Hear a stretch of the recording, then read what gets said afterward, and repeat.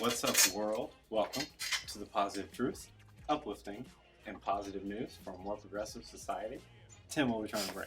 Here at the Positive Truth, we're trying to bring awareness, empowerment, inspiration, optimism, and understanding to communities everywhere. And we're back for year 2 of the annual Minority Fathers Talk About Being a Parent, because we feel like We need to abbreviate that somehow. We got to figure this Minority fathers talking about being parents.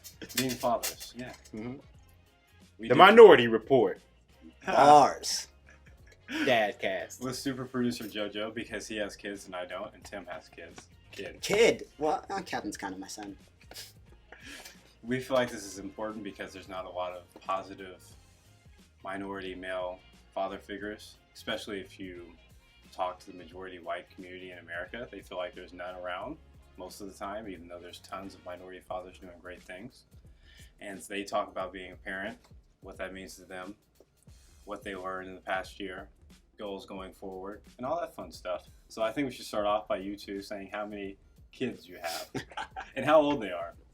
Context. Man, I have a 1-year-old daughter. She is 14 months, and she's beautiful. Her name is Layla. Layla. Yeah. Tapped in for you. I have 2 children. I have a son, August, who turns 5 in 2 days, and a 6-year-old daughter, Amelia. Back to back, 6 and 5. Yeah, man. They're 14 months apart. Yep. I had a girl, then I had a boy, then I got a vasectomy, and I'm living life out here. I'm living my best life. So, first question, what have you learned in the past year? This is mostly for you, Tim, because at this point last year you had a 2-month-old. Facts. Now you have a 14-month-old. So what have you learned in the past year? Man, I learned you can't love anything else like you love your child. You know, it's crazy. When she was first born, you know, I was all happy and giddy, like, oh, I love her. She's so precious, right? But then after a year, she starts coming into her own personality a little bit. She starts depending on you for comfort, for protection. And that love that I have for her, it's like nothing else. It's only getting stronger, I feel like. Yeah, I think for me, I'm definitely in a situation where like my children they have like their personalities are showing up more and more, and each day, and they're beginning to be more and more difficult to handle in certain situations. I think for me, what I've learned most over this past year is to be kind with them and gentle with them, because they're learning. You know, everything they do at this point is a learning opportunity. You know, and so there some things they do that are great, and they learn, you know, how to be great through those things. Some things they do that are not so great, that are in you know, generally wrong. They're learning how to correct those behaviors. And so for me, we're kind of just talking about this off air, but I am a yeller, you know, and so like I walk in and my son has all of my shaving cream all over his face, because he wants to shave and he just wants to do something to like connect with his dad. But like I inherently is just, I'm like, yo, I spent money on that. I need that. That's for me. That's not for you. But like I missed an opportunity to be kind to him, and to correct that behavior without, you know, being upset. And so, yeah, I think for me, man, it's just understanding how to parent well, if you will, when it comes to how we kind of communicate with our children. I think that's dope. The fact that you can admit, like, I missed that opportunity. Yeah. There's not a lot of people that admit when they're wrong, period. But as a father, I know I'm going to have a lot of moments where I'm like, oh, man, I missed this opportunity. Yeah. I just want to make sure that I'm able to be like that, where I'm able to admit it. That was actually perfectly segueing into my next question. I was going to say, very good, like an opportunity in the past year where you felt like you screwed up, and an opportunity where you felt like you did an outstanding job. I was going to have a story from both of you on that. So JoJo's already out of the way. Yeah. Go, Tim. Man, I can tell you where I screwed up. I went to work, put Layla in bed with me before she left, took her out of her crib. You know, Layla was kind of waking up, and she was kind of awake, but me, I'm just like, yo, I need like at least 30 more minutes. So I'm holding on to Layla, you know, hopefully she stays on the bed, and I like passed out, went to sleep. I'm like, she's good, right? Next thing I hear, doop doop. Layla's on the ground crying. I'm feeling terrible. Thank God she fell like right on top of Edna's sandal, right? Mm-hmm. So like she's laying on the ground crying, reaching for me, you know, and I'm just like, oh, I feel so bad. I get up immediately, pick her up, and I realize, you know what, I have to be way more aware than this. I can't just sit here and act like I don't have a child anymore. So now it's like, you have to be on 100% of the oh, time. trust me, I am. Ever since then, like I had to tell Edna she fell off the bed. You know, she didn't have a bruise or mark on her, so I was good there. You know, she was fine. I made sure she was fine, but oh man, it was terrible for me. But a moment where I feel like I succeeded, man, it's hard. It's hard to say a moment. I just know now. Ever since then, like when she gets hurt now, in all reality, she goes to me. She doesn't go to Edna. And I've seen a lot of kids go to the mom every time. Working at Golden Corral for 10 years. Going to the mom when something happens, they get hurt or whatever. But with Layla, if she's hurt, no matter what the situation is, like the other day, she keeps grabbing the DVDs from the thing, and I'm like, yo, you have to stop. Keep talking to you about this. I'm pulling her away. I put her in her playpen. She knows that's timeout for her. We call it baby jail. So take her out, and as soon as I took her out, she ran straight for the DVDs again. I go over there, and she's like looking at me. So I had to slap her on her hand, you know, little. She looks, starts crying, turns around to walk to Edna, takes 2 steps, turns back around, starts crying to me to pick her up. Like, yo, I just disciplined you. You can't be coming to me crying like this. But to me, it's like, where I feel like I succeeded again is the fact that she finds comfort in me when she gets hurt. Cool. And to me, that's just like the dopest thing in the world, because I'm not used to a child coming to me crying for comfort. I'm used to them like wanting to play and get in trouble. So I think that's where I'm succeeding. I'm providing comfort for my daughter. Yeah. I think for me, I find joy in like little wins, you know, whether that's, you know, giving my kids just like fun dad days to where we go to the science museum or the zoo or something like that. My kids start like public school next week. And I'm like, I'm getting emotional about it now, but it's like, I'm giving someone else the care of my kid now, you know, and I think for me as a father, that's a success, not only for me, but one that I can share with my wife, because now she has time to, you know, care for herself without having kids constantly in her face and stuff. And so, like I did all the dad things, did all the school shopping for supplies, and we did the clothes thing, and got the backpacks. And my daughter came in last week and showed me her backpack because I was at work all day. I just kind of came home and crashed in my bed. And she said, I got my backpack. So she like jumps in my bed. She's playing with it. She's opening her backpack, and then she pulls out her lunch pail. Something about the lunch pail got me, and I just lost it. And I looked at my wife. I was like, what is happening? Like, they're getting too big. But it's moments like that. Like, those are the memories that I want to like retain. You know what I'm saying? Because I'm going to be having that same reaction when I'm dropping her off at somebody's university someday. You know, or when she moves somewhere, or some dude says, hey, I want to marry your daughter. Right. You know what I'm saying? Those are things that, like, I want to capture, not only just, like, the mental photograph, but, like, capture the emotion of that moment. And so I think that's kind of one of the successes for me, is to be able to loosen the grip that I have on the, you know, me being the sole provider and sole caretaker for my children. Like, I'm trusting the educational system with them now, you know, and so. This is probably the first time in your life you trusted your kids with someone that's not a family member. Absolutely. Or someone you know close personally. I trust my kids outside of my house with their grandmother, and that's it.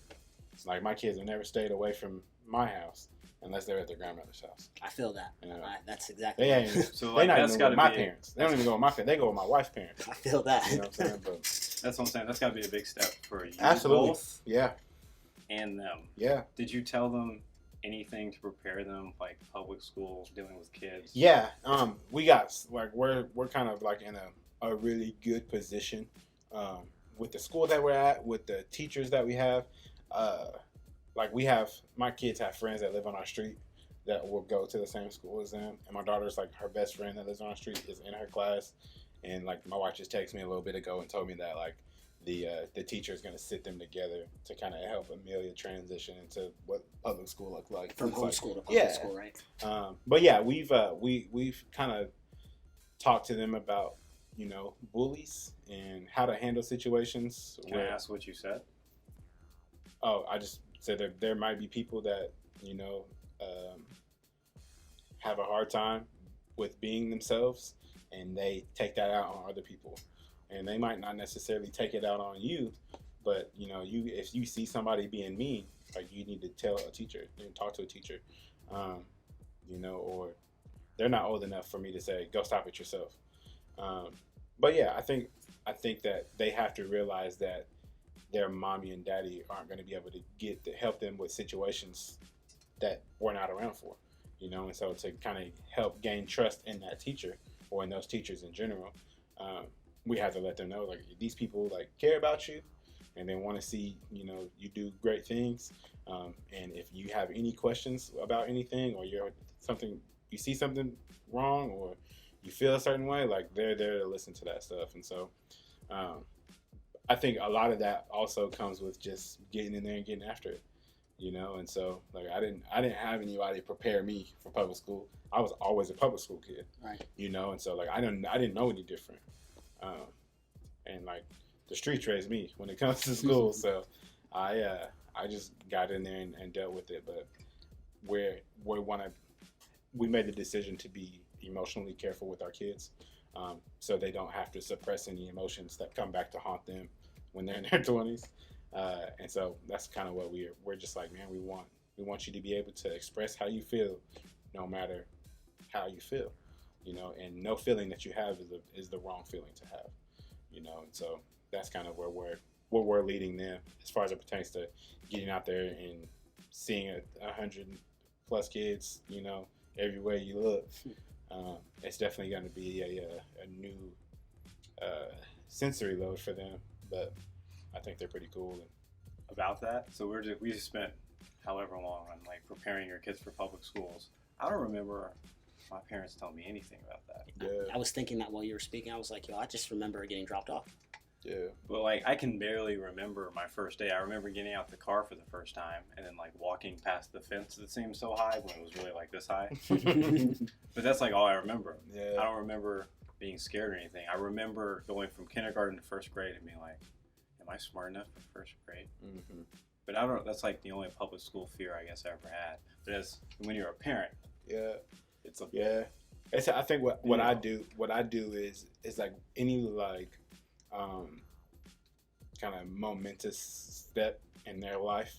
I try to remember that momentous step that I had in my own life and how my parents led me into those situations. And so, like you guys said, like I don't have a memory of my dad saying, "All right, man, here's how school's gonna be." So I just kind of got thrown to the wolves in that matter. So I want to prepare them for what it might look like. I don't know what kindergarten or first grade looks like right now. I mean, I used to teach third grade a while ago, but that was a long time ago. You know what I'm saying? I never taught elementary the way they're teaching it now. You know what I'm saying? With all the great educational changes that our state is making. But yeah, I don't know, man. I'm preparing for. I'm hoping for the best and preparing for the worst. You know, and so as long as they are kind to people and feel generally happy, I'm here for that. Agreed. But still like every year that's gonna be a step. Yeah. Because you go from like there's a big change from elementary school to middle school, Yep. middle school to high school, all of that. Middle school is gonna be crazy. My niece, my brother came and like we were at IHOP today. My brother came and saw us, and he had his family with him. And my youngest niece is like going into 8th grade, and I just like started thinking about all the stuff that I was doing in 8th grade, and I was like, buddy, my daughter's gonna be an 8th grader one day. Yeah, it is kind my of. son's gonna be an 8th grader, man. Yeah, man. There's some things you were changes. exposed to in public school Yeah. that are definitely early. Mhm. Speaking of that, so you both have kids in 2019 that have access to what you're holding right now, which is a smartphone. Mm-hmm. Have you even like? My kids they use our phones. Are you worried about the content they see on it? No, we monitor it and we program what they can see. Are you worried about when they get to, Yeah. They get to school and there's a kid with a smartphone that's 6 that's been exposed to very bad things from their parents. Like, oh, this is what I see my dad. Yeah. But at the same, I like it, Tim. Go ahead and talk. I feel like we were exposed to that stuff and we weren't supposed to be. I remember kids bringing like magazines to school and stuff like that. So, and of course, you know, they get caught because somebody wants to snitch them out or whatever, but we're going to be exposed to it no matter what. And there's nothing I can do about that. The only thing I can do is prepare her for situations like that. And you got to be in the defensive mindset at that point. You know what I'm saying? It's like, you know, I want my kids, instead of like learning about that stuff from somebody else, do I want to push them into that quickly because there may be an opportunity for them to be exposed to it somewhere else? Or do I try to play defense, and if for some reason they do get exposed to somebody from, you know, whatever, violence or sexual things or whatever, do I play defense and help them navigate what it is that they saw and let them know, like, you know, this is kind of just what happens in the world, you know? Tough conversation. Yeah, it's one of it's one of those things that you never know what's going to happen until it happens. Man, I just feel like I have to be honest with my child. Like, let her know if it's right or if it was wrong. They shouldn't have been bringing that to school, and let her know what it is. Yeah. I mean, I've dealt with a lot of teenagers where they've been lied to their whole entire lives. Like, nobody's being completely honest with them. And that's one thing. I'm gonna be a father first. That's first things first. You have to protect your child, but at the same time, I can't protect her from everything. And when she's exposed to things that she's not ready for, it's time for me to step up and have this uncomfortable conversation. Absolutely. And you got to be okay with having that uncomfortable conversation. Exactly. I told myself a long time ago, no matter what the situation is, I have a lot of practice with my nieces and nephews. So I've been in uncomfortable situations where I'm like, yo, I'm not ready to talk to you about this, but hey, I have to. It's time. And talk about them, Tim. Well, for example, like I had my niece who is now, she turns. Today might be her birthday. She turns 18 actually. When she was about 12 years old, she was exposed to some things that she shouldn't have been exposed to. There's people sending nudes, like her friends sending nudes to other people, you know, and you're too young for that, you know. But we have cell phones and people at school. Like you're 12. Exactly. So I had to have this conversation. 12 thinking like you're grown whenever you're 12. Exactly. I mean, I remember being 12 again, middle school. Where here we are. And, you know, I had to have that conversation with her, and it's like, look, I understand that's what's cool. I understand that you like this boy, but you have to respect your body first. Right. You know, and it's having these conversations with your niece who you love so much that, you know, this is part of you. Like, this is my brother, my sister's child. You know what I mean? Like, I have to have this conversation with her, and especially if she trusts you. And I know my nieces and nephews, they trust me to have that conversation with them. And I've made sure, you know, hey, you can't do that. You have to respect yourself. Respect your body. Nobody else is going to. I promise you that. You have to respect yourself first. And it's the same thing that goes to my daughter whenever that time comes. It's going to be time where we have uncomfortable conversations. I remember my mom, she wanted to have uncomfortable conversations with me, but me being a stubborn, you know, middle school teenager, I'm not trying to listen. Like, nah, forget that. I'm going to do me. But I know for me as a man, I'm about to sit down, put my foot down, and like, look, we're going to have this conversation now. And we all know Edna, like, is about to come over here like, nah, we're going to have this conversation. You know what I mean? So I definitely think being honest and open is necessary, especially in today's day and age when you're exposed to so much. I think too, man, is like you have to foster that relationship from the gate. Exactly. You know, because you can't be like my father. We didn't have much of a relationship when I was growing up, but when like big stuff would happen, like he'd be like, all right, man, like you did this and this wrong. And like, I don't want to listen to you because you haven't been talking to me about any of this stuff for this whole time. Like, you don't have a place to speak to discipline me in this situation, you know? And so I think that like fostering that relationship of honesty while they're super young, they'll be more apt to bring things to your attention that they're struggling with. You know what I'm saying? Or, hey, I like this boy. You know, we've been talking. He asked me to send him nude pictures of myself. Like, I am 1,000% okay having that conversation. You know what I'm saying? Because it's going to go back to, like, he doesn't respect you, you know? And so then it's like, we have daughters. And so our job, I believe, our job as men is to help them understand how they should be treated as women. And so, like, I plan on taking my daughter on dates regularly, you know, because, you know, and so, like, I want you to see, like, this is how you should be treated. You know what I'm saying? Like, the way that I interact with my wife. I want my children to see that. because a culture of respect. Yeah, absolutely. You know, Sure, I like that. yeah, that's the what we want to foster in our home. You know what I'm saying? Absolutely. And we want them to take that out into the world and, you know, butterfly effect that bad boy. You know what I'm saying? And like spread it out. You know, pay that forward within the relationships that they have. And that's not even just like romantic relationships. That can be work relationships or friendships or whatever. You know, but it starts with having those conversations early and having an open door policy, if you will, Facts. on hard topics. You know, You have to go in there as a parent, but you can't go in there angry. If you go in there angry, they're gonna shut down. Absolutely. I mean, I remember shutting down. I remember we all probably shut down when somebody gets angry with us. So if they can come in and they have that trust where I'm not gonna get upset, but I'm still her father, I'm still gonna have to respond the way I need to respond, but control my emotions before I react. That's something huge, especially as a minority father. Like we see other fathers, and most of the time it's probably going to be anger coming out of their voice if we're doing something wrong. We have to change that, and I know that for a fact with myself and my daughter. I'm not a yeller. I'm definitely going to listen. I'm definitely going to talk. I'm going to try to control my emotions. Yeah, man. An overtime thing. Mm-hmm. Sabes. Every day. Yeah. It's hard out here. It's hard out here, man.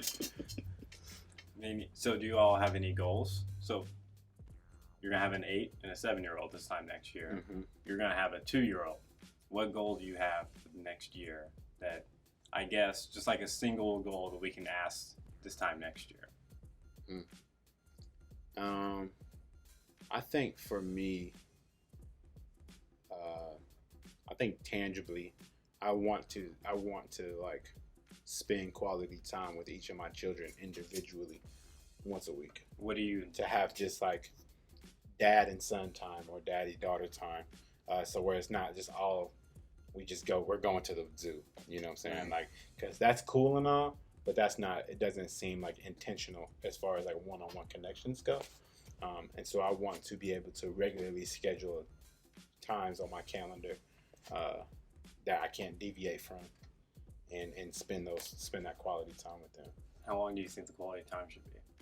I don't know. It just depends on 5 to 30 minutes. Just doesn't matter. No. I think like in a couple hours. You know what I'm saying? To make them feel like, you know, loved and cared for. I mean, we're like a big like wrestling family, so we do that all day long, anyways. Are we talking about like WWE? No, we're talking about like actual wrestling. Okay. Oh, Yeah. my bad. Let me sit down. Yeah. No, I'd go to watch WWE, but no, we like play fight and stuff all the time, and I pick my kids up and throw them on my bed and all that jazz. But I think like there's more.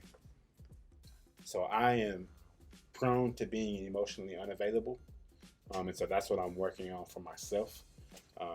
And I think like for myself, like that, I have practice that lives upstairs in my house. You know what I'm saying? So to just put myself in those situations to be more emotionally available to them and focus on them individually.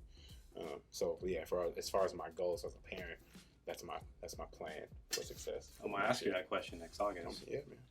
JP's memory's on point too. Yeah, I so know. I know me.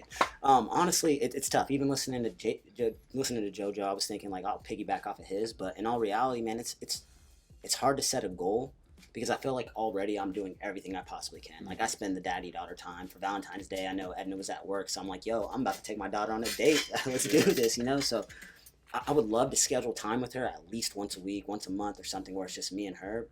But at the exact same time, it's like, that doesn't seem realistic for this year anyways. I feel like when she's about 5 or 6, like your kids are, then I definitely can. Right now, I feel like my goal would have to be just to make sure I'm still working on being a better father. Mm-hmm. I want to make sure that I'm still doing the little things and not just getting lazy because she's getting older and can entertain herself. Mm-hmm. I want to make sure I'm still spending quality time with her, watching movies with her, playing with her Legos, and letting her steal my cell phone and run around the house while I'm trying to catch her. Just make sure I'm spending that time with her that I know she enjoys. Because, you know, there's always something that a kid does over and over again that they really enjoy. And for some odd reason, Layla's the type to grab my cell phone and press on it, and then once I stand up, she bolts. Like, freaks out. And it's the funniest thing in the world. But, you know, our living room's not real big, but she's running back and forth in a little triangle, and it's the cutest thing in the world. But I just want to make sure that we still have moments like that. I don't want to get too busy for it. Right. I think this was a positive episode, guys. I agree. Do you have a dad quote to get us out of here, Tim Tam? I don't, but I do have that dad joke. I said it before air though, but I'm gonna say it anyways. I'm with it. Drum roll. So why did the Scarecrow win an award? So he asked us this beforehand, and I said because he scared off all the other participants. And the answer is because he was outstanding in his field. Come on. That's a great dad joke. No? It's a pretty good dad I'm joke. gonna add a flex bomb right there. Yo, I'm gonna get better at my dad jokes for next year for sure. Let's throw that one out there. Yeah, or Layla's gonna roast you. Yep. Man, facts. She Boricua, man. She Man, you ain't lying. Ooh, Boy, savage. she gonna start saying, boy, papi. Oh, she's funny, man. I'm ready to get home to her now. We done? Yeah. I think we are. We'll be back on Wednesday. 6 more positive news stories. We hope you all appreciated our father time. Hopefully, if you are a parent, this helped you think about your goals for your own child, things you want to do, hard conversations you need to have, and just help you be a better parent. Understand it's hard out here being a parent. You need a support system. You have the positive truth, and there's nothing wrong for asking for help. And just talking about things like this is how you become a better parent. I wouldn't know, because Mom still ain't got that. And, yeah, we'll be back on Wednesday. Till then, we're out. Stay positive. Deuces.